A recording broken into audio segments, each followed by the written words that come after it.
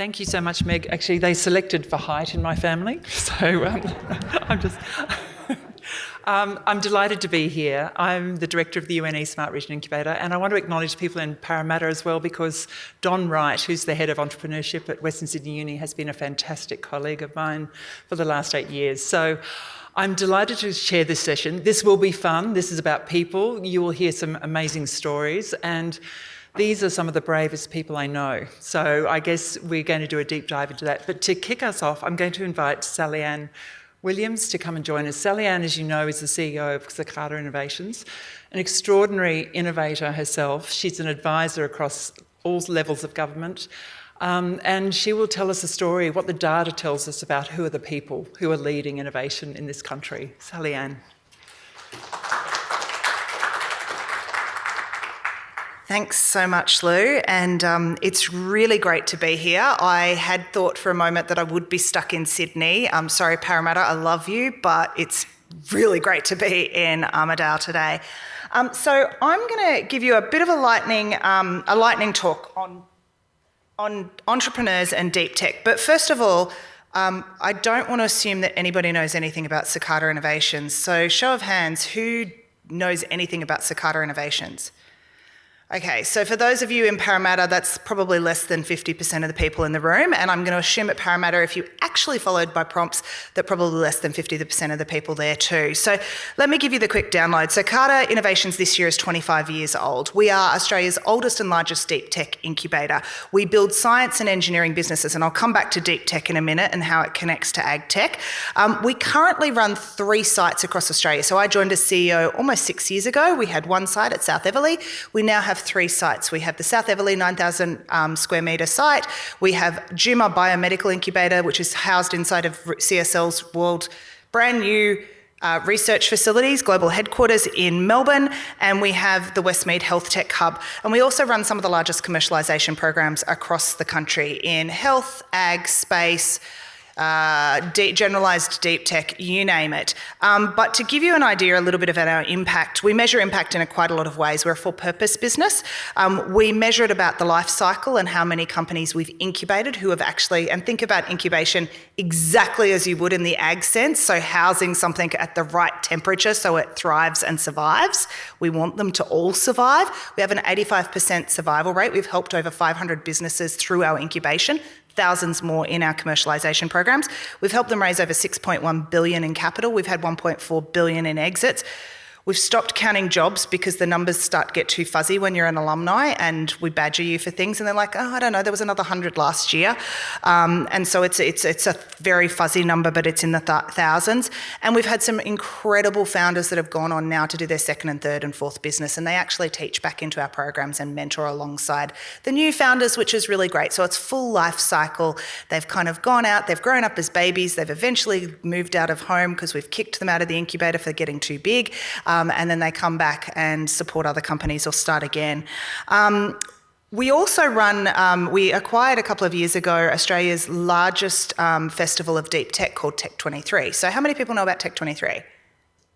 Okay, this is my opportunity. So Tech 23 is awesome. Danielle's going to talk about it a little bit later because I'm going to put her on the hook for spruiking it because she's one of our Tech 23 alum. It is a festival of deep tech that puts science and engineering businesses on the front stage in a room full of investors, government folks, policy folks, global corporates, and people that are going to back and support those founders for their journey for the next 10 or 15 or 20 years. And we've had a few pretty big companies sort of grace the stage of Tech 23 over the years. So we've had companies like Samsara Eco, some of you might have heard of them, Electrolith, Morse Micro, Prospection, Myriota and Fleet, just a couple of small space companies out of Adelaide that have got a little bit of money and got some stuff up in space now. Regrow, anybody heard of Regrow? Anastasia? No, Anastasia, so she's one of our alumni. And of course, Danielle from Zondi is actually an alumni from our Tech 23 community from last year, and we met a year ago in Brisbane at one of our events there. So the goal of Tech 23 is connecting the dots and innovators and bringing people into a community to help foster them and grow them over time. And so the insights that I want to share with you today are a little bit from our Tech 23 Insights report and a little bit about from our 25-year history, because we've got some incredible data and we've got a few myths to bust about deep tech and where founders come from and what they do. So first of all, let me talk about deep tech in itself and unpack that for you if you're not familiar with that phrase. So when I use the phrase deep tech, it means science and engineering founded businesses, and that covers the full spectrum of things. So it does cover AgTech, it covers space companies, upstream and downstream space companies, it covers the life sciences, the full spectrum of life sciences, diagnostics, therapeutics, software as a medical device.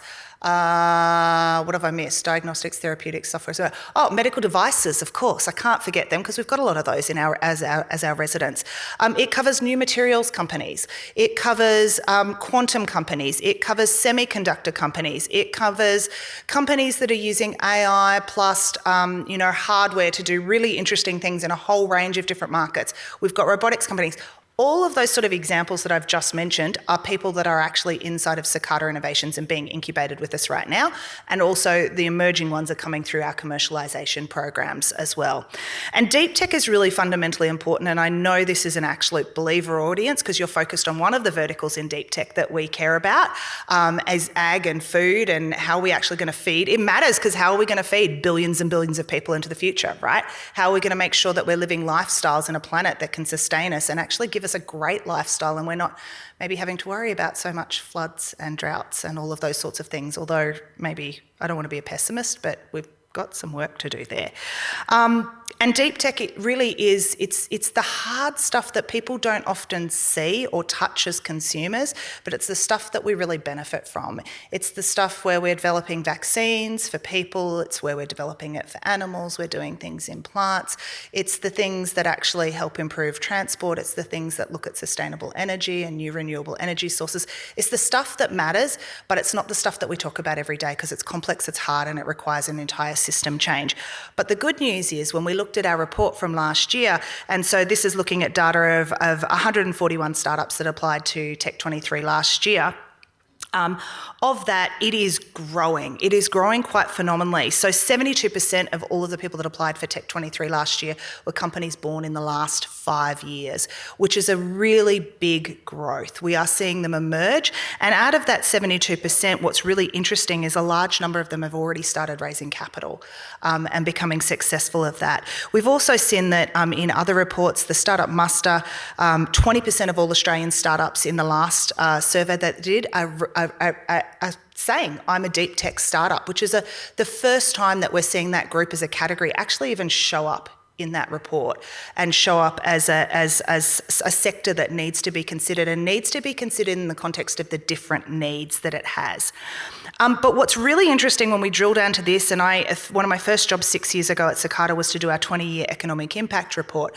When we drill down into the data of that 20 years, of the Tech 23 reports of the last 2 years, when I actually compare it with some of the data that Lou Conway has here in the regions, we actually see this really interesting myth that we have to bust. So all day today we've been talking about research, we've been talking about the impact that research can have, but one of the assumptions that happens quite often, and quite often in the policy lens, but also in other lenses, is that innovation and pulling a product through to market is a very linear and clear and straight pathway. We put money into research, to fundamental research, there's a discovery, there's a breakthrough, we pour more money into that, it translates, and boop, at the other end there's a product and service and it does phenomenally well and venture capital invests in it, and Bob's your uncle, everyone's happy. Australian economy is now a complex economy and we're doing great. But the data just doesn't stack up for that, and it doesn't stack up anywhere. And what we actually found is that in last year, 71% of the startups that applied to Tech 21, 71% of them were founded independently. That's not inside of a university and not from a university founder. And in our 25-year history, if we look year on year of every single company we've ever worked with, if we look at all the companies we've incubated, year on year, it's somewhere between 23 to 25% of the companies are direct spin-outs from universities. The vast majority, that's 3/4 of the companies that we're working with at any given time, are founded by individuals, and they're founded by individuals privately. And what's really interesting is when you start to look at those individuals and you go, who are they and what are they doing and where do they come from and why on earth are they doing something so crazy and so hard that takes such a lot of time and such a lot of money, they're coming out of industry. They're typically people with a science or engineering background, so they do come from a research lens. They interact with researchers either in their industry-based organisation or with university collaborations in those roles, but they've become very, very frustrated. And they've become frustrated by a problem that they see in their own life and their work and their company, and nobody inside of their organisation is listening to them and wants to allow them to free them up to solve it. And so they, get frustrated after 5 or 10 years and sort of stomp around a little bit and leave and come out and do it themselves. Or they're people that are actually, working in their own business and go, this is a problem I need, and I've talked to so many people and nobody's interested in solving it for me. Damn it, I'm just going to do it myself. And it's such a common sentiment that we hear from founders that we see. And the common thing that we see from them is the motivations is, it really is about directly around their purpose of what it is that they're trying to solve. It's around environmental concerns. Lived experience is a massive driver of innovation that we see and deep tech company formation, particularly in the life sciences. People that have been very, very frustrated by a device that doesn't work or is inefficient or costly or has actually been harmful, and they go, there's got to be a better way. And yeah, there has to be a better way. And they're stubborn enough and naive enough to go after chasing it. And they have a real desire to help people. The other thing that I would say is really interesting is for most of these people that we see, by the time that they come through and find a way to us, is they recognise there's a real gap in the market. And that's the fundamental thing that they have all in common, is there's a gap in the market, and so there is a need for this to be pulled through. So it's not a linear journey, and I think that's one of the myths that I want to dispel here. Now, before anybody goes, oh, you're poo-pooing on researchers and universities, I'm absolutely not. I am so committed and believe in research very, very powerfully that I've actually joined the board of the ARC, and I can't say much more about that because obviously it's not my role to speak about anything of the ARC, but I believe in the power of fundamental research, and I believe it's actually important, and I believe in the power of education and universities, but I don't believe in having a one-shop-fits-all and a one single linear narrative, because that's not what we see happening. It's far more complex, it's far more interesting than that, and so how do we actually bring the actors of the innovation system together in a way that's flexible and nimble and able to move where the need is to support founders on their journey. So where we do see universities coming into play in a massively strong way is actually in the second thing that we hear from founders. So when we look at those founders and we say, what is the number one thing that you need? The first answer is always going to be money. And we heard a little bit about that earlier today, and we'll probably touch on that a bit later. But the second thing that they always say and they need, and this is really, really common, and it's actually critical to deep founders, is collaborations and partnerships. So of that 141 companies that we looked at last year, 92 collaborations were happening with Australian SMEs, so that's versus large multinational industries, compared with 58 corporates. So our deep tech founders are working with SMEs, and they're working with SMEs who are going to be part of their supply chain. So both how do they actually, provide inputs into what these companies are doing and what they're building, but also people who are going to be the service providers at the other end, or the distributors at the other end, or the people that are going to actually procure from them because they're building something particularly for SMEs in mind. What's really staggering though is when you get down to the collaborations with universities. 101 collaborations were reported with Australian universities, 40 with research institutions, 41 with CSIRO. That is more collaborations with universities and research institutions collectively than what there were companies that were actually looking at. It's the number one thing they do. But when you ask them, why do you do that? What's so important about that? It's, I need my science validated. I need my assumptions validated. Particularly, it's really interesting with some of the AgTech founders that we've worked with over the years. They're like, I've built this thing. I know it works. It works in my farm. It works in my lived experience, but I cannot convince anybody else of it. And it's like, that's where we need scientists and engineers to help validate the assumption that they're seeing, that lived reality of what they're seeing, and help them take it further. So they're looking for that, number one. They're looking to solve the really, really tricky pieces that they don't have capability for. And so it's how do they find people inside of institutions, and they don't care whether they're close by or not. They are happy to work with institutions and researchers wherever they are in Australia and wherever they are globally, because they're like, that person has expertise. Now that I've connected with them? How do I partner with them to actually kind of understand what's coming out from them so that I can benefit and I can create a commercial partnership with them, whether it's a licensing deal, whether it's contract research, whatever it is, because I know I need what they have. They're very niche in this, they're brilliant at it, I'm never going to be. What does that look like? And how can I pull that through to what I'm trying to do in my commercial outputs really quickly? The third thing that they look at universities for, and they are desperate for, is talent. When they get funding, when they move in with us, when we connect them with, investors locally and globally, and they start to scale, they need talent, and they need talent that understands what they're doing and is passionate about it. And actually what's really interesting is if they have a relationship with one of those research groups, where do you think that they go hunting for talent straight away? They get on that phone to that professor or that research group and they're like, who have you got coming through? Who are your bright young things that want to move into industry? Who can I give an internship? Who can I pay to come in this summer and work with me? So it's a really beautiful, real living relationship where it's embedded in what they're doing, and there's a mutuality about what happens with that. And then you go on and they get CRCs and it's all great. Everybody starts to come together. It's not a kumbaya moment, but it is kind of like that, right? Because it's a living, breathing relationship where there's a real mutual benefit on each side, but each side is playing to its true strengths. The fourth thing that they do, it's access to the incredible kit that you have. So one of the things that I think people don't realise is the assets that you sit on inside of universities are both physical and people, right? The physical assets and getting access to things to be able to do stuff like the heavy ion accelerators. Okay, full disclosure, I sit on the board of the higher facilities, but they do some crazy stuff in geology, ag and space. And so being able to get these people in access to those things and to be able to use that and do space radiation testing here in Australia and not have to work with NASA is a huge accelerant to how they can actually take their product further and bring it to market. So it's really important when we think about not being a linear journey, what is it that journey really looks like, and what do partnerships and collaborations look like? And when we think about it holistically like that, there's actually so much more benefit on each side. What was fascinating too is that corporate partnerships, though, are incredibly underdeveloped in Australia for us. So 57 collaborations were reported with international corporates, which almost equaled the 58 with Australian industry partners. So we've got a long way to do to bridge the gap between industry partners and working with deep tech startups and SMEs in Australia. It's far easier for them to get traction internationally. Thankfully, we've got a lot of networks and we try and make those connections happen for them.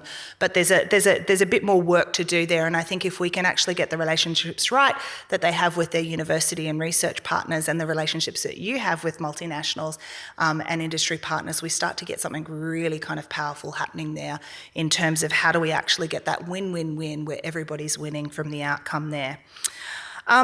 So I want to just really quickly touch on venture capital and investments, and I only want to do this really, really briefly to build on some of the comments earlier that venture capital isn't the only way. I think it was beautiful to hear Sarah Nollett say that. I've heard it, she's been saying it for a while now, and I'm so grateful every time she does, because VC funding only works for certain types of businesses. There's an obligation to return to your partners in those businesses and your investors at a rate that is not necessarily going to make or be the right thing for every business. I care about building sustainable businesses. If you're a unicorn, great. If you're not a unicorn, but you are thriving and you're employing people and you're solving a real problem, wonderful. I'm really powerful by that. That's a massive part. Over 90% of our economy in Australia is SMEs, right? And that is where the greatest driver of jobs come, and also the greatest driver of registered IP in Australia comes.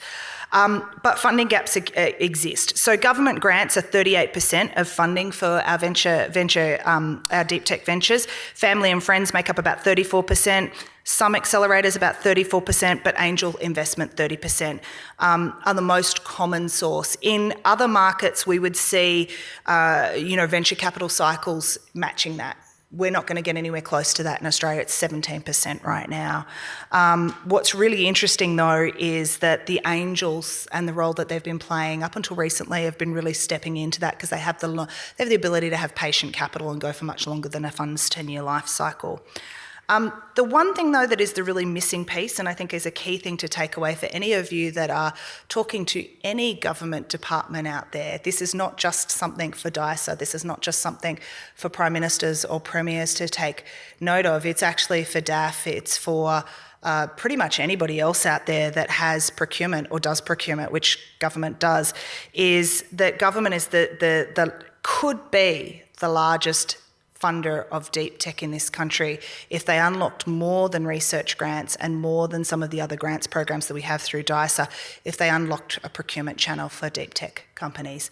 Our companies here are going offshore really quickly and often, and they will need to be global in nature if they're going to raise capital, but they are going offshore earlier and earlier because other governments are willing to buy from them when ours is not.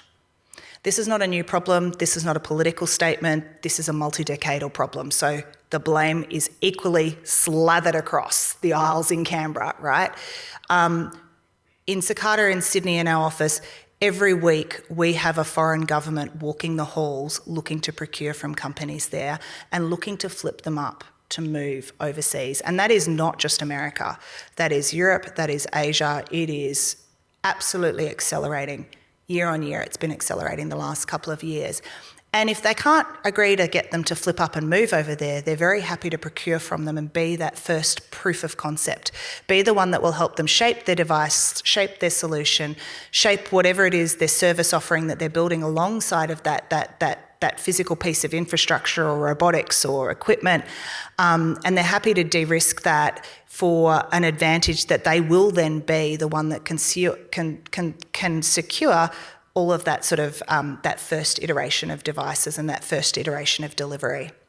We've yet to crack that in Australia. We've yet to have a commitment to equal something like the SBIR program in the US, which is 2 to 3% of budgets in each department that spends over $1 billion, right? There's a lot of departments that are required to do an SBIR type challenge that leads to procurement. So procurement is the single biggest thing that we could do in this country to unlock opportunity for these companies to go forward and to have the Australian government backing them and saying we're buying a little bit of that.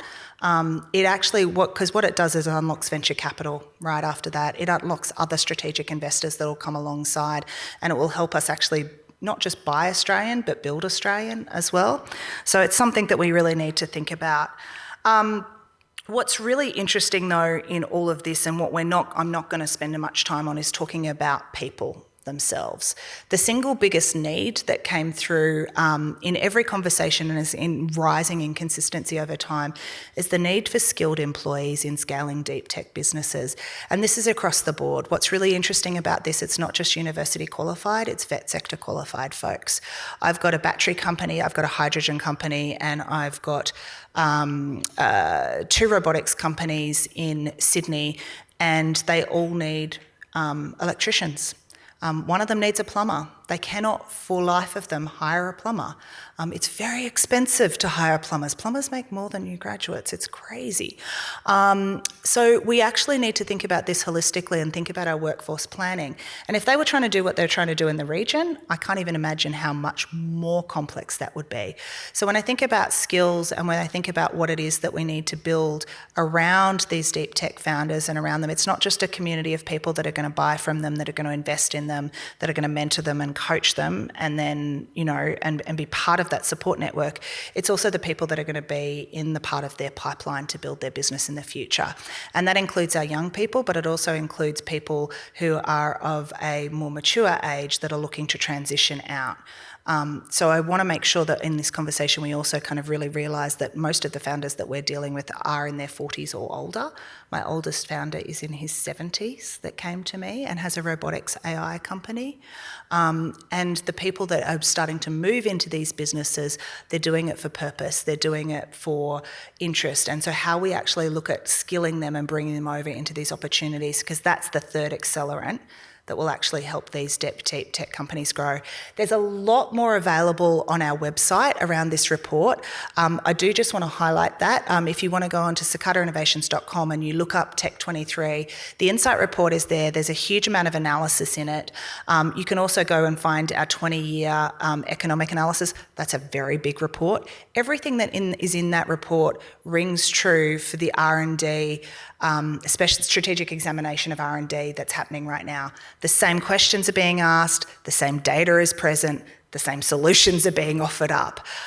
It is not a new conversation, but it's a conversation that we all need to turn to and recognise what our strengths are in it individually and collectively, and then align ourselves alongside of each other a lot better to remove frictions and actually accelerate the development of these businesses and grow them over the long term. So you can head on over there and you can find out more about the insights of that report and what it is to participate. But I'm going to ask for one cheeky, sneaky thing.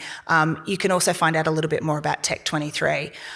So I am here to participate in this today and to connect people, but I'm here because I want to find amazing founders in the region in every single sector who would like to have an opportunity to be on a stage and be in a room full of investors. We're flying investors in from overseas this year to that Tech 23 stage in September in Sydney, and want to be part of that community, which is not just a one-day event. You never check out of being part of a community at Cicada Innovations. We will always try and support you and help you and get you into grant pipelines and get you into funding opportunities and get you connections with, with who is going to be your customer base. But we're looking for them right now, and people sometimes shy away from putting up their hand and thinking that they should be applying for that. There's no obligation, there's no fee, we take no equity, there's nothing, there's no downside from you participating in this. It takes 10 minutes of your time. If you know a deep tech founder, if you know somebody doing something amazing, especially if they don't feel like they're ready for it, please sit down with them and make them apply, because I can guarantee that they might actually be ready for it. And, we want to be here to support them. And I'm going to stop there because I'm plugging things and I feel like I've taken liberties a little bit too much, Lou. But let's talk about people.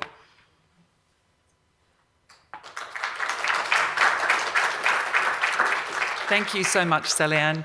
And I'm going to get you to come and take a seat. And just in case people aren't aware, Sally is also a fellow of FTSE, which is a wonderful accolade for you as well. Can I just encourage everybody to jump onto Slido? There are going to be some awesome people sharing their stories, and you are going to want to ask some questions. So, with no further ado, let me invite up our panel, and I'll just grab the microphones. We're just going to grab the microphones. Sorry, just a little. Thank you. Wonderful. Thank you so much. I'm going to have two of those, and I'm going to pass one to Sally. I'll just hold it for people. So the first person I'd like to invite up is Matt Goddard. Matt is the founder of Aquaculture and is based in Newcastle. So Matt, come and join us. I'm going to get you to sit beside Sally-Ann, although that we may get you to And Matt's going to apply for Tech 23. The next founder I'd like to invite is Danielle Morton, who's the founder of Zondi. Jack Mooney, the founder of Provenance. Sorry, now I've got that, yeah. We're going to, and Bill Mitchell, founder of OptiWay. I'm just going to be one of those.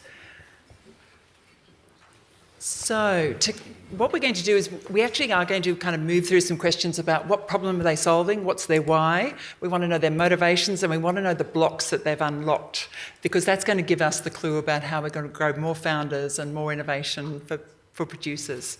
So just to begin, I'm going to go through each of you, and I want you to talk about what problem you're solving, your why, and what's the innovation you're bringing to market. So starting with you, Matt. Yeah, thanks for having me, Lou, and Ganilla for the invitation to be part of this. I feel like a bit of a fish out of water here as a tell us the joke. As a aquaculture entrepreneur in a room of engineers and scientists, but Aquaculture Group are on a mission to innovate in the aquaculture industry. We've a mission overall of making aquaculture this frontier, which I still believe is a frontier in farming, economically and environmentally viable and into the future. A point on that I like to make in the aquaculture industry is it's still a fairly young industry, and some of the challenges that beef and poultry and grains have solved, and maybe decades and decades ago, are all in the rearing their heads in the aquaculture space. And with a whole different bunch of variables, obviously. So, my why really is underpinned by a passion for food, and healthy food and sustainable food.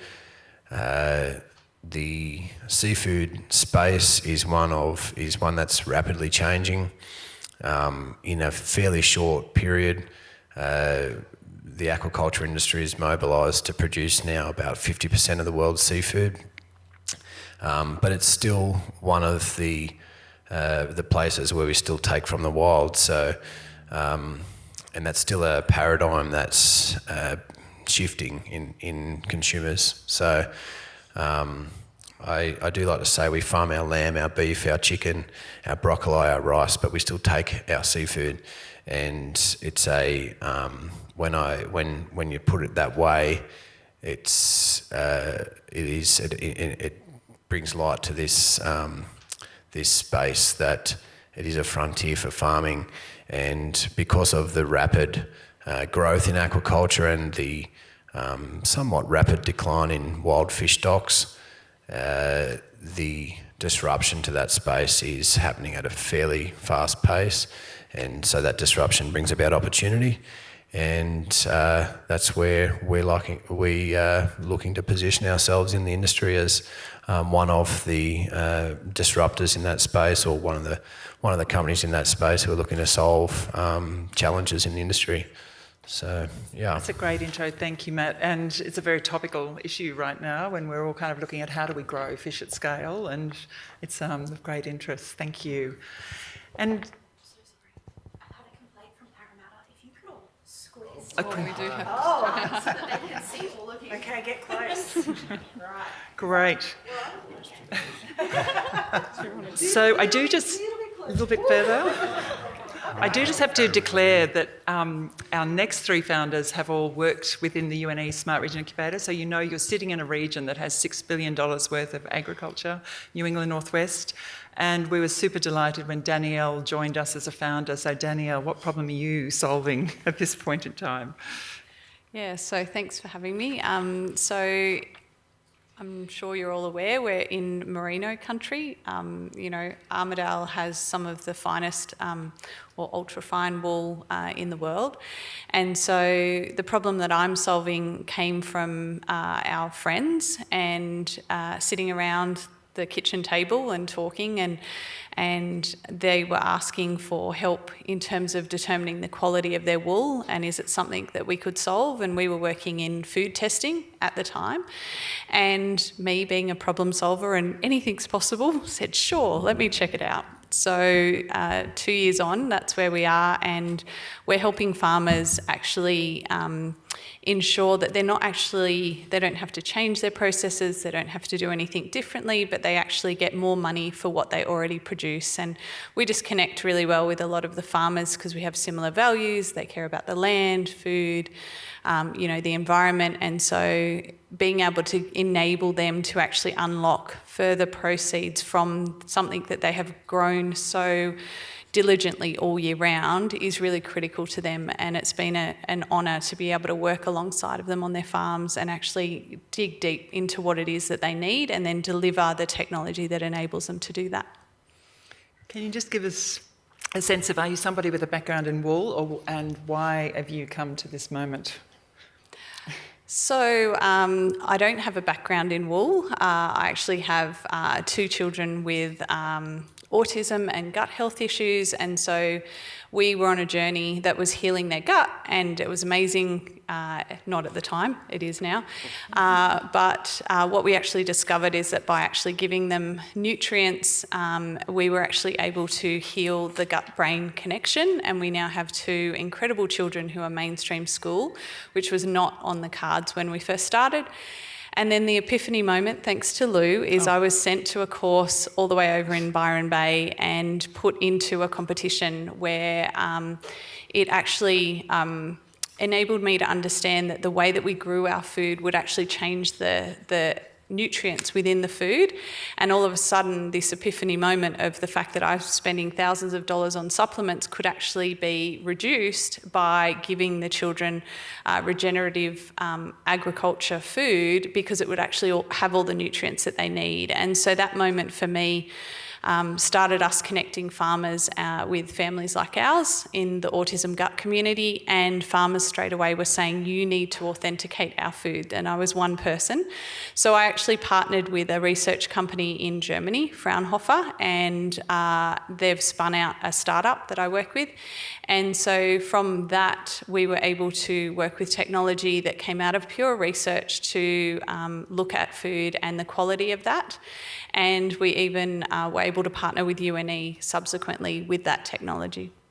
Thanks, Danielle. So you no longer have to shear your sheep to have it micron tested. You can potentially test it, watch this space while it's on the sheep, and class your sheep up accordingly. Thank you. And Jack, so Jack and I first met 10 years ago, I think, Jack. We went to China together on a study tour, and we even looked at controlled environment horticulture. So Jack, what's the problem you're solving now? Yeah, correct. So my business is Provenance Propagation. We're a 1/2 hectare high-tech glasshouse propagation facility south of Grafton.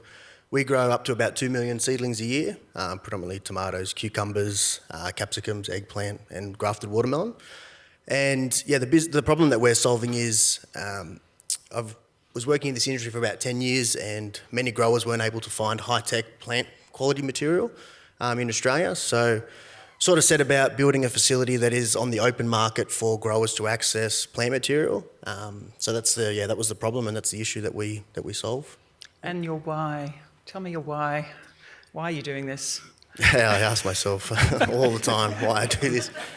I think it was I still do have a passion for it. I had a passion for it, and I used to work at Costa Group up in Guyra as the nursery manager there, growing up to about 1 million tomato seedlings a year. And in that environment, we only look after our own business. And I would frequently have lots of growers around the country calling me like nearly in tears because they couldn't get plant material to plant in their facilities so that they could grow fruit for Coles, Woolies, Aldi's and the markets. And it was really disappointing at that time that I wasn't able to help those growers.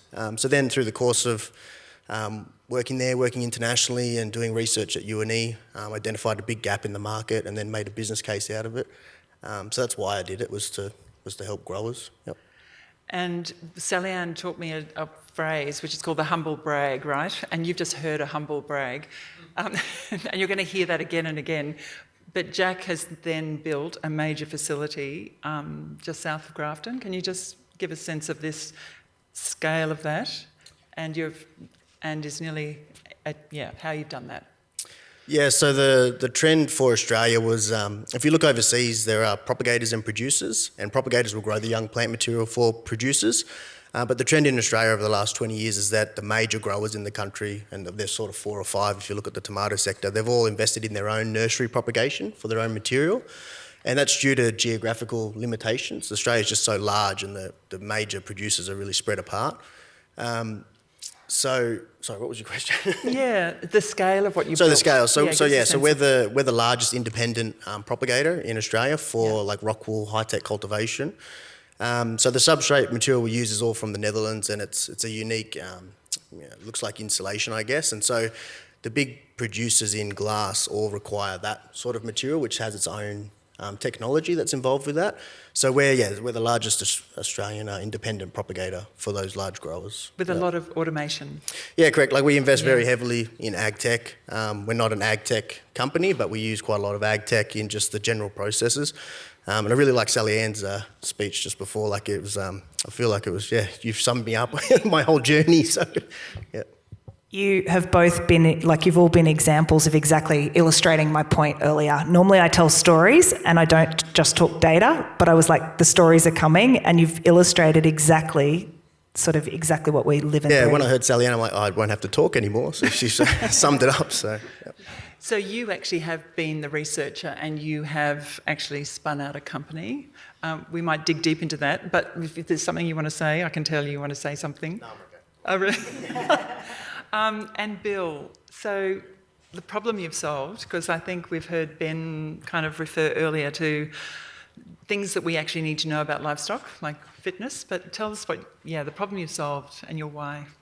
Oh, my why is because I'm a cattle farmer, and I was just frustrated that every decision I made, the only way to measure the output of that decision was to get the cattle, spend a day getting the cattle into the yards and weighing them. And so my why was just because I had this dumb idea one day that the cattle might weigh themselves, and it happened to work. Bill, tell us what you've done in making that work.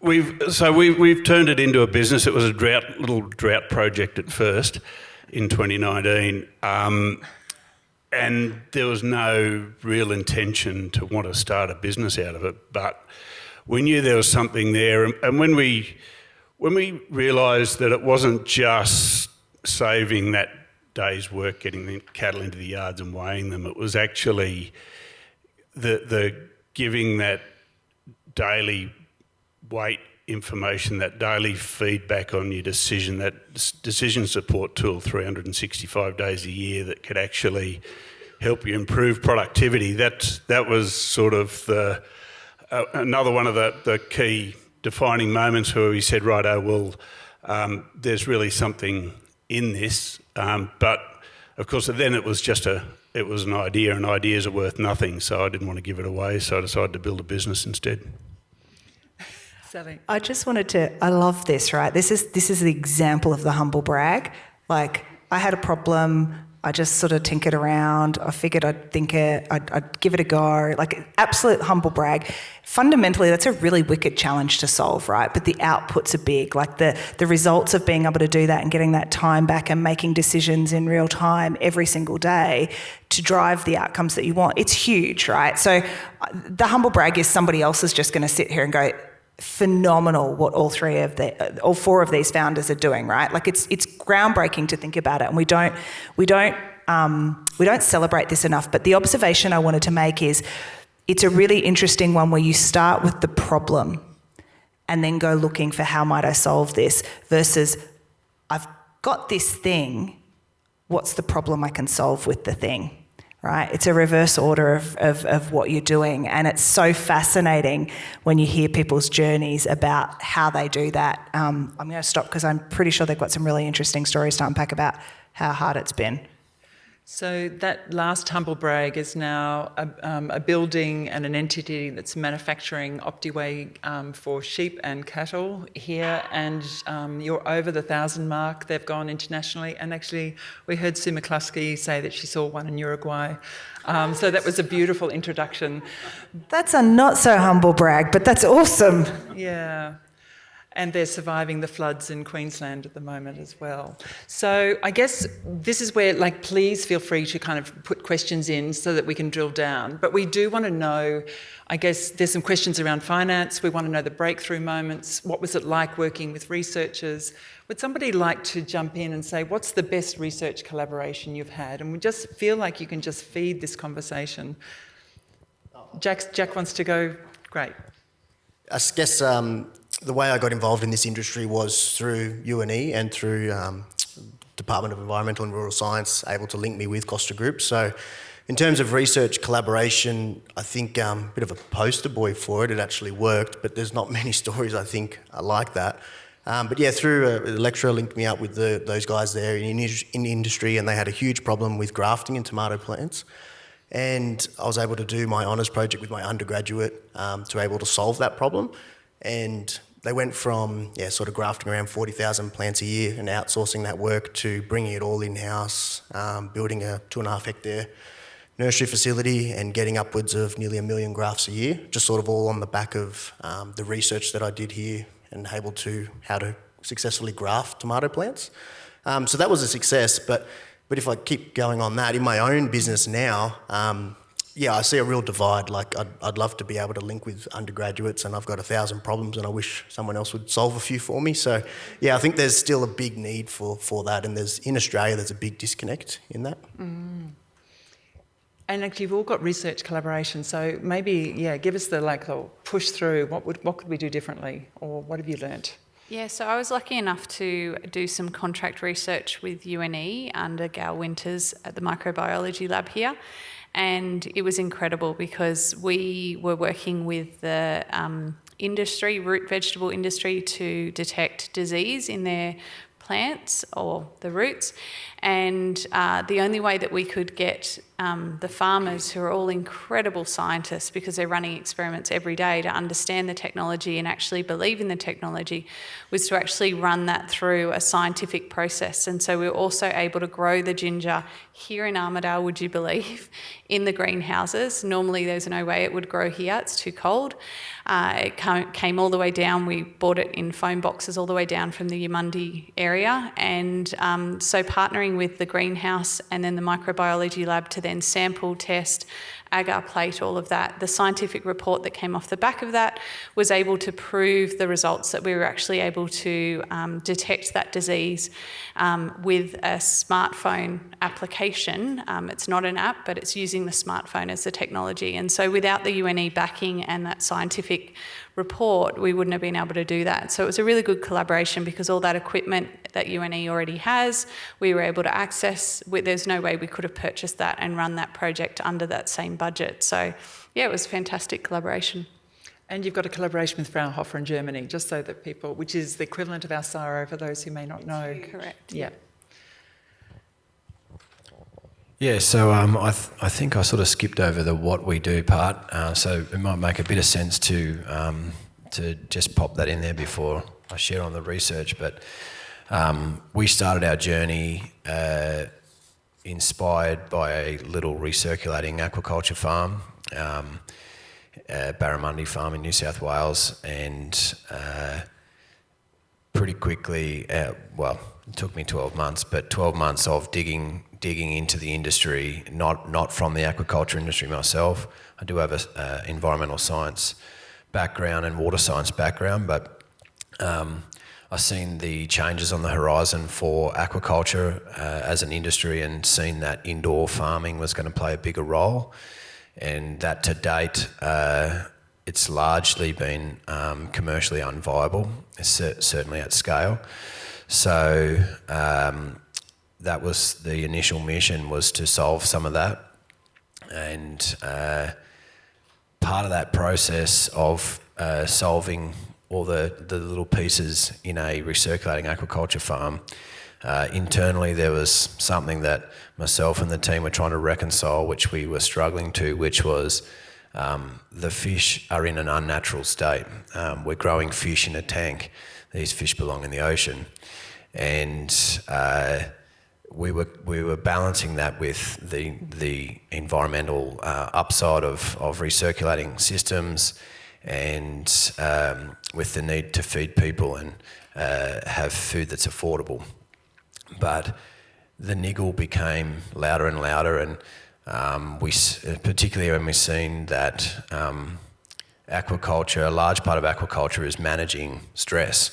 It's a constant juggling act of water quality, stocking densities, and there's a whole list of what's being juggled to manage the stress of fish. But there's some stresses in the system that are fundamentally immovable. Things like high stocking densities, limited mobility, and we couldn't engineer those out. So we started looking at one step down the chain and looking at, can we dial down the manifestations of stress or the physiological response of fish? And so that's where we're at, and we realised pretty quickly that was an opportunity that we could take to the whole aquaculture industry globally, the established industry, both in sea cage and ponds, and also recirculated systems. So in short, we're using ultrasonic sound frequencies to dial down the physiological stress response in fish. So that is, there's a vision there, but there's some fairly sciencey stuff in that, and so we've got a partnership coming together at the moment, and with CSIRO, and to Sally Ann's point, a large part of that for us is about validating our technology and proving our hypothesis for the industry.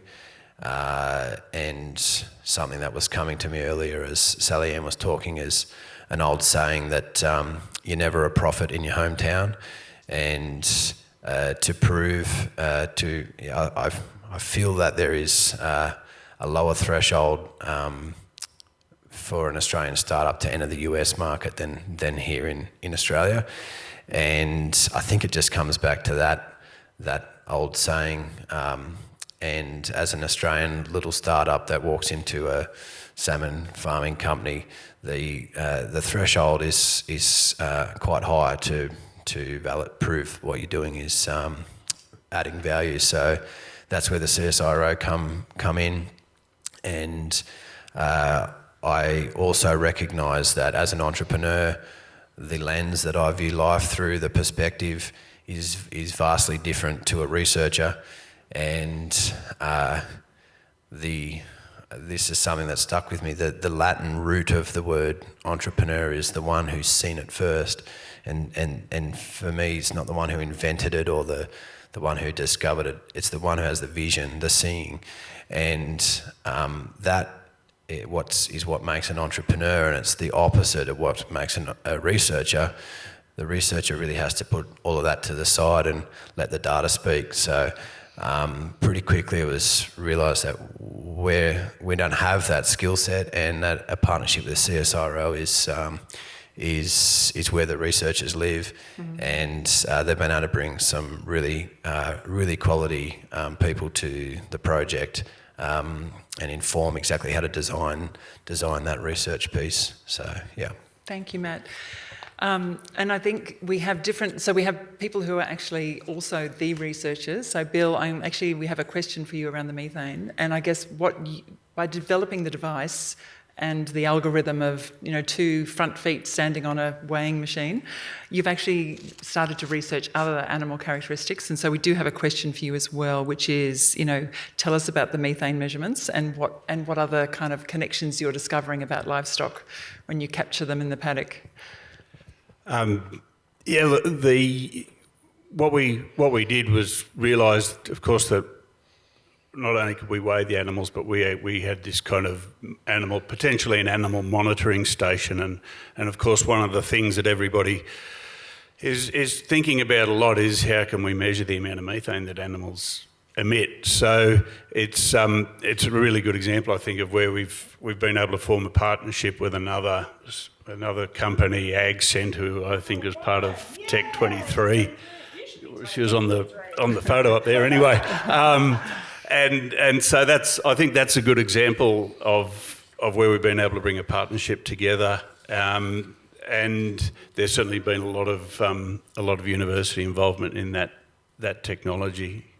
Can you give us a clue of some of the animal behaviour that that you didn't expect to find, that you also, other than weight, what else have you discovered? Quality of, because I'm wondering if this is Ben's question around fitness as well. You're kind of finding the quality of the water, the pasture. Oh yeah, it's stunning to see when you actually see what impacts animals day to day. Hands up everyone who thinks cattle lose weight when it's cold. Nobody. Hands up who thinks they lose weight when it's hot.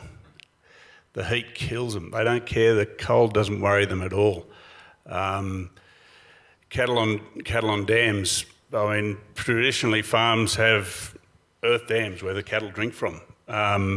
3 days, enough cattle, and then everybody goes regenerative and puts them all in a big mob and moves them around a big mob 3 days on a farm dam, and they start losing weight. So it's been, really, really fascinating to see some of those things. And to Sally Ann's point earlier, what really twigged with me is I actually have a science degree, albeit a wool and pastoral science degree that is a collector's item, and I didn't think I learned a bloody thing after 4 years of that, but I seem to use it more now than I ever did. I think the thing though that you learn with any degree, I'm going to go broad, including arts degrees, any degree, the thing that if you walk away from it right, you may not directly apply it in the everyday, but the curiosity factor and the persistence to go ask questions about it and persist, I think is something that carries through. They're the only bits I use. They just taught me how to think. You're going to apply for Tech 23, right? So what we know is that 85% of our founders also have at least a bachelor's degree, and they are over 42 except for Jack. I know, sorry Jack, we just have to... But often people have built businesses before and it's a 1, 2, 3 bang. You know, things actually, it's not just like I've come up with an idea and I'm going to launch a business and it's going to be successful. And founder Sam Duncan, who is also in the room, tells that story beautifully, and certainly to people who have not grown up in families that have business being talked about, it's really good to hear that this is a quick to start, fail quickly, fail well and go again. So we do have a question though that's coming through here. Aside from money, and I guess what was the number one thing that you need right now to take your business to the next level? So would anybody love to kind of answer that? What's the thing that you're thinking about at night and you want the next day in your business? Who'd like to jump into that? Bill? I need someone who can help me sell and service in places like Uruguay. Yeah. So a distributed workforce. Partnerships. Yeah, partnerships. Like partnerships that I suppose when you innovate a product and build a company from it, and you start doing, you do everything from sales, from production through to sales and everything, and then if you want to look at globally, and I mean we're only 3% of the world's cattle, and if you've got a product that's got application globally, you've got to look overseas. But I think that's where partnerships are really important. That's the journey that we're on at the moment. Okay, so the one thing we need, partnerships that are international. Who'd like to, Matt? Well, the mic, so I may as well shoot.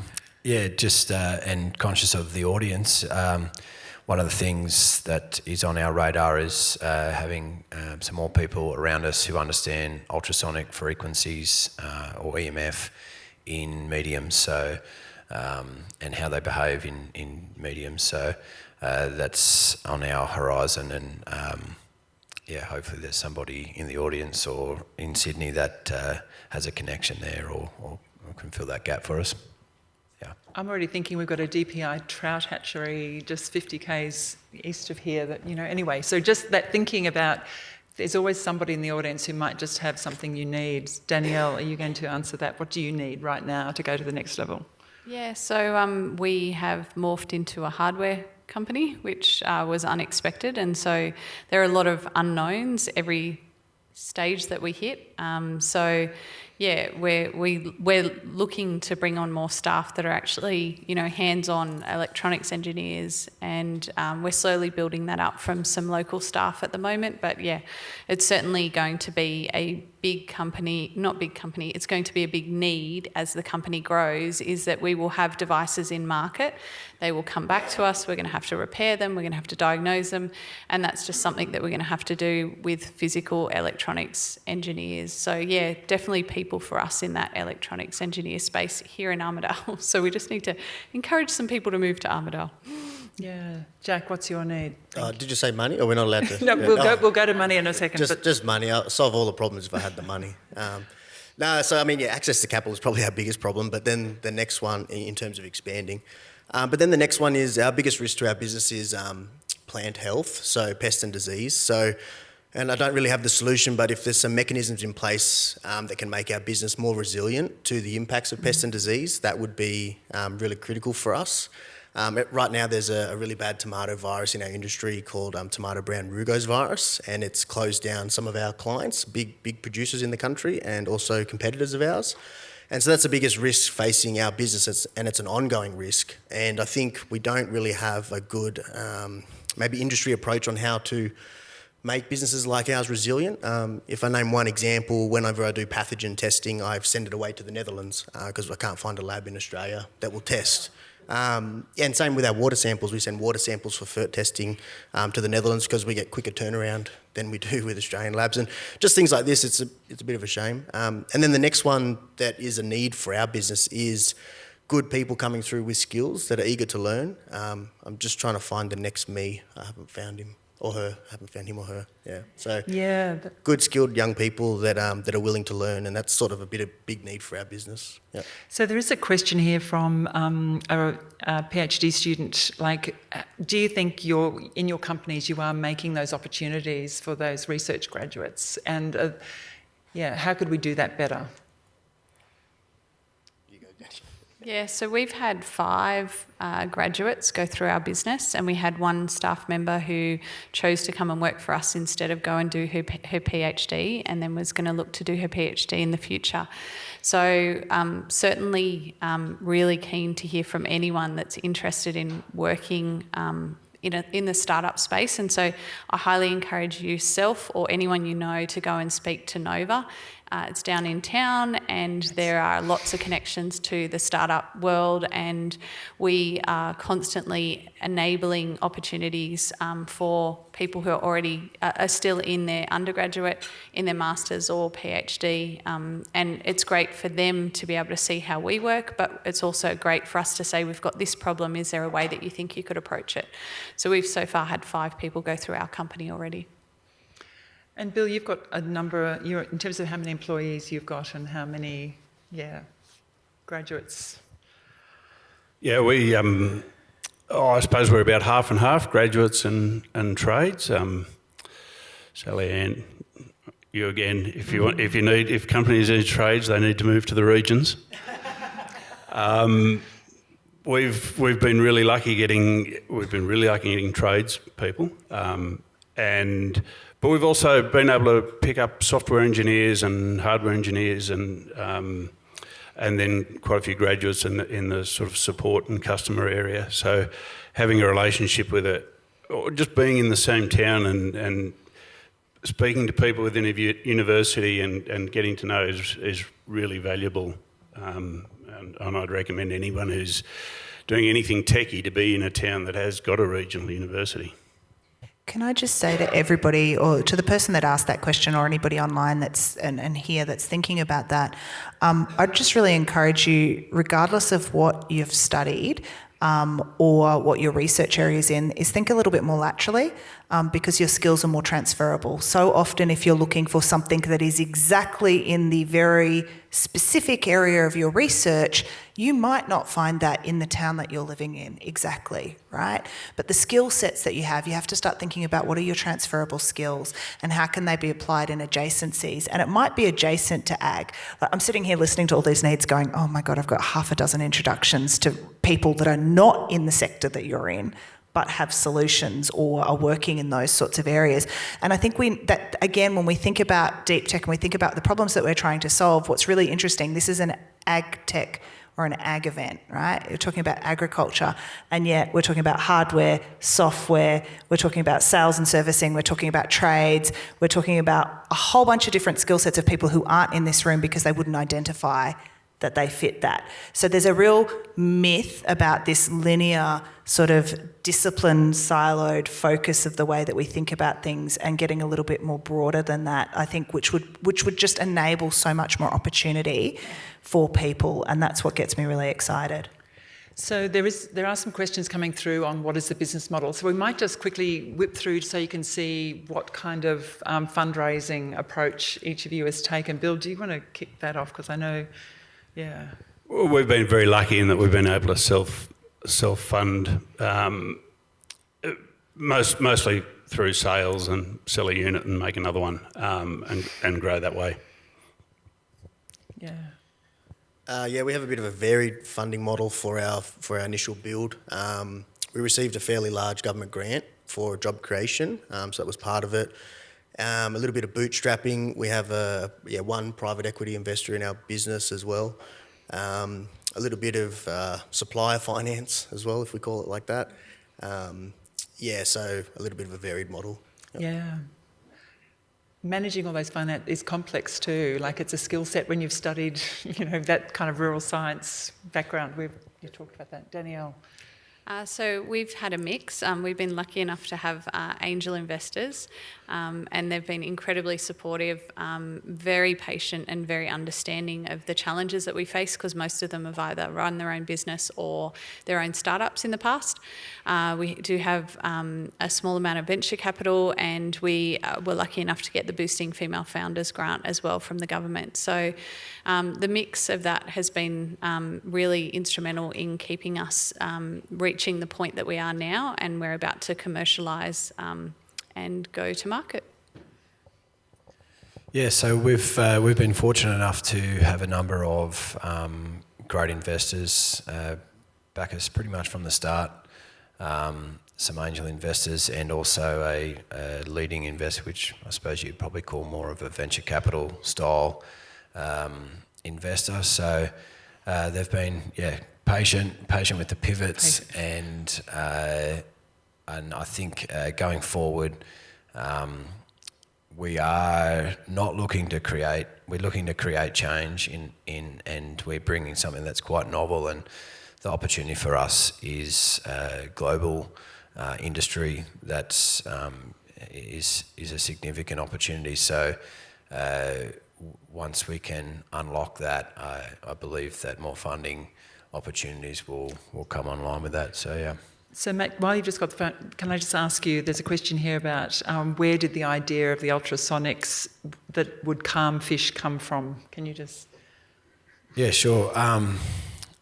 It was one of those, a bit of a puzzle that come together with different pieces, but it initially came from, I think there was some knowing in me that there was some natural way of solving this problem. And I initially started looking at geometric shapes and maybe some of the what would be referred to as sacred geometry and how they affect frequencies. And this was the start of the journey. And then a mate of mine is a physicist who I was tossing these concepts around.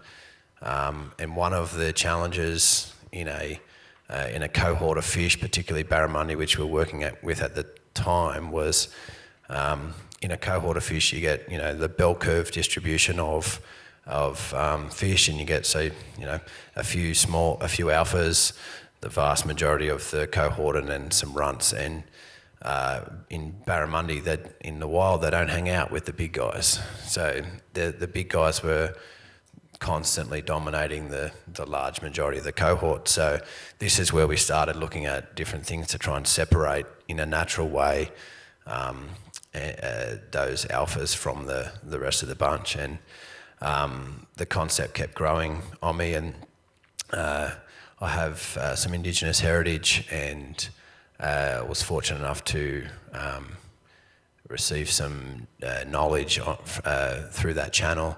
That was a piece, an important piece in unlocking this story for us. And that was sort of what brought it all together in a way. And from here forward, there's still lots to uncover and lots to find out. But that sort of sums it up as briefly as I can. Thanks, Matt. I mean, there are some questions here about IP, and would anybody, because I think that's such an interesting space around the cultural knowledge and IP too. Would anybody else like to comment on IP and managing? So we're passing the microphone to Bill to answer that question. What a can of worms. It's something to think very, very carefully about. We have one patent, and it's been granted in a number of jurisdictions, but it's not been without its challenges. We've defended it once successfully. We've still got action in play on it. Get a very good patent attorney, and don't just take the first one that knocks on your door. Just head on over to some of the programs we run. They're mostly free for almost everybody, and there's a lot of stuff on our YouTube channel where you can find some more information about this, and I would agree with that. But don't just think about, you need to be strategic. It's not just about protecting IP, right? It's like, do you need a patent portfolio? Some companies need that way more than others. Sometimes it's about first mover advantage. Sometimes it's about knowledge and know-how.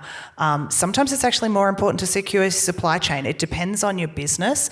So I just want to say it is going to be, for many of you, if you're doing something in deep tech where there is something protectable and not everything is, it's going to be expensive to do it, and so you really want somebody who understands at what stage your business is and when to do it and how to do it well, and thinking about it and having an IP strategy is kind of a big thing. But there's lots and lots of really good free resources and programs and courses out there where you can start learning about it before you need to actually get into that place.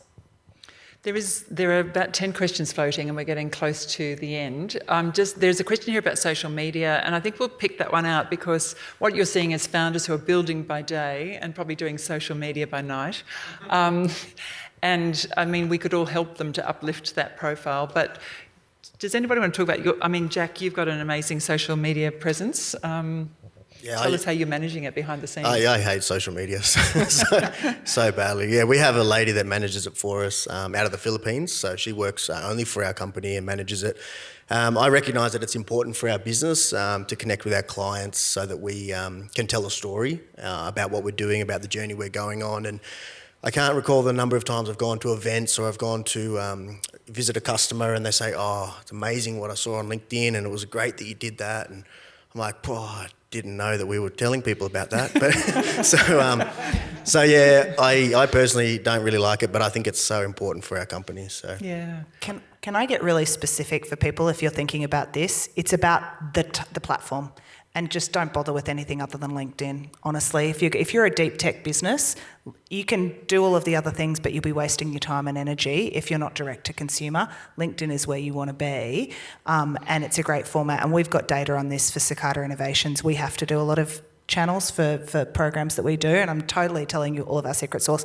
The number one engagement channel for everything we do is LinkedIn, and it works for all of our founders, and it's something that you can learn to do you can learn to do this, and also take advantage of the fact that I believe there's like a business school here, and there's definitely one at Western Sydney Uni, and all of those students and the marketing students will be looking for projects as well and can come and help give you some strategy for that. Most people have to do work-based placements.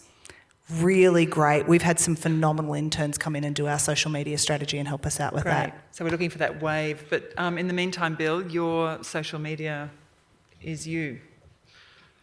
Oh yeah, we mostly do it ourselves. We're starting to get a hand, but it's particularly if it's something around data and technology and the ability to tell your story and explain things to your customer. And the power of, we're still learning this, but the power of nurturing your leads by regularly feeding them through social media is amazing, and we can track an uptick in leads with our activity on social media. Great feedback. And there may be others who want to go quiet at a point in time on social media. Do you two want to share your experience on that? Yeah, the LinkedIn for me is the only social media platform I use, and at times I'm on there every day for checking as a brain out or checking the inbox, which I do communicate quite a lot through LinkedIn. I've found some unbelievable resources and connections through that channel.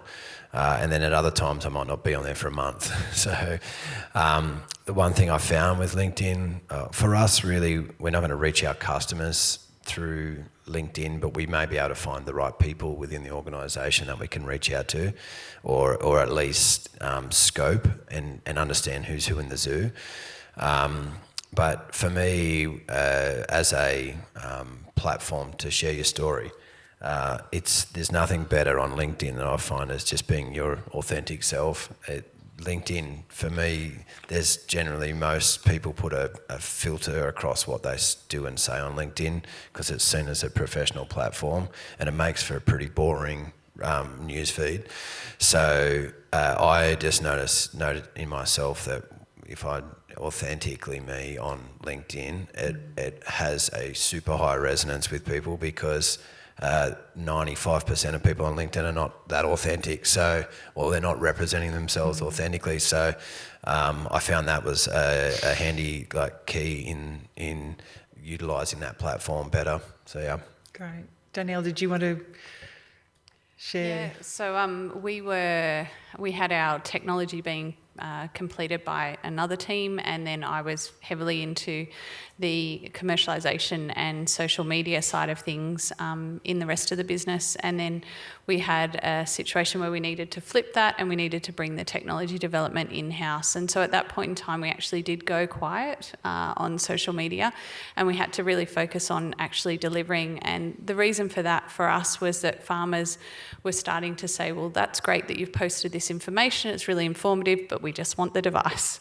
And so there was a point where it was actually becoming detrimental to us, and so we have gone quiet. There is some downsides to that. We do have people that get in touch with us and have the wrong impression of what we're doing, but we just have to stay laser focused on actually delivering this device, and as a result we know everything about it and we know what we want to do and what we want to achieve. And so when we're ready, we still stay in touch with our key clients and key customers as well directly. I mean, we're in farming community, so we're doing wool testing on farm anyway. But yeah, certainly there are moments in time where that social media can actually be detrimental. We had a really good presence and we're very well known. We have 2.3 million sheep on our wait list. It's growing every day. But yeah, at the moment our focus is the technology, because until the farmers have it, they can't earn more money for their wool, and that's our key focus. What an amazing team of people. I mean, I think good people build good companies. This humble brag thing, we're going to work on that, and we're going to get, I don't know where that other point is, it's a less humble brag. Is that what it is?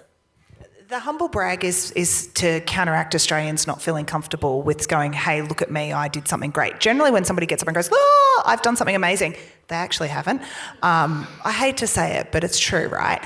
And so you get these people that have built these amazing businesses doing really complex stuff, bootstrapped and has product and revenue. Like seriously, that should be shouted from the rooftops. But the humble brag, if they're going to be humble about it, I'm going to brag about it, right? So it's what's the job of everybody else in the room to be like, did you know? Let me tell you about this founder. Let me tell you about what they do. And we get loud and proud on their behalf. So, and then they apply for Tech 23 and we get really loud and proud on their behalf, because that's what the humble brag. We need to kind of get comfortable with telling our stories, not only to inspire people, but to unlock connections as well. And it is wonderful that ATSI feels like joining this sort of cheerleader squad. I think it is actually really understanding what the pure science, but what it takes to bring that to market is extraordinary. I want you to stay in situ, because Meg is going to come and join the final word, which is because she works with 1,000. How many? I'm going to get you to share exactly how many AgTech companies in Australia are members of your association and the observations that you make. Thanks, Meg. Can I just, before you do that, thank Lou Conway, because she is moving on from this role, and what she has done for us in terms of bragging about our business to the wider community, and it's not just us, I know, it's all the founders at the UNE SRI, so thank you, Lou. Thank you, Bill. Thank you so much. The best humble brag. You can hold on to those, that's all right. Hello, Parramatta. I hope you're all still hanging in there on the other side. I did mention that I was going to jump up and chat. I'm not going to chat much, mostly because I think these stools are probably pretty uncomfortable. But I did want to jump up and say a couple of things. So, the Australian AgTech Association, as you know, is where I'm from. We are the peak national body for AgTech in Australia. We're a membership-based organisation, and we represent the commercial value of Australian AgTech. Well, what does all that mean? Basically, there are 650 AgTech companies currently operating in Australia that we can identify. We've got maybe 200 of those as members. We're hunting the rest of them to come on board. But what that means is there is a fairly large ecosystem of AgTech companies here in Australia, and that's just AgTech companies. The entire ecosystem is much, much larger. We see a spread across the country, of course, people in regional areas, people in major cities, and we see AgriTech founders come from all walks of life, as we've talked about today. One of the things that we do over at AgriTech is we support founders, we support business, and really we do that in any way that they tell us they want us to. We run an investor showcase every year, and that is connecting AgriTech companies with investors. Whether you're looking for VC funding or partnerships or collaborations, that's something that we do.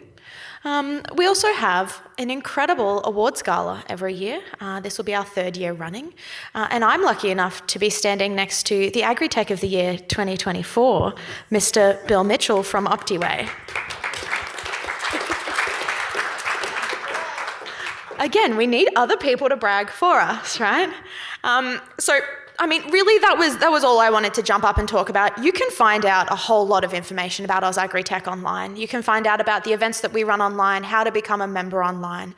And a big thing that we are looking forward to doing in the future is we are going to be chatting to government and saying, hey, we need a national strategic plan for AgriTech in Australia, and whatever that looks like, we're going to have some conversations around it. Whether that is in addition to the NFF's 2030 roadmap, because of course without agriculture we wouldn't be here, or whether it's chatting to innovation ministers and talking to the amazing likes of Cicada Innovations and saying, how can we all work together to really, really boost this ecosystem? I'm going to leave it there. I could talk for hours, and if you come find me later, or if my email address is somewhere, you can grab that and give me an email. But absolutely, for those here in Armidale, if you've got questions, come find me afterwards. I'm going to leave it. Thank you, panel.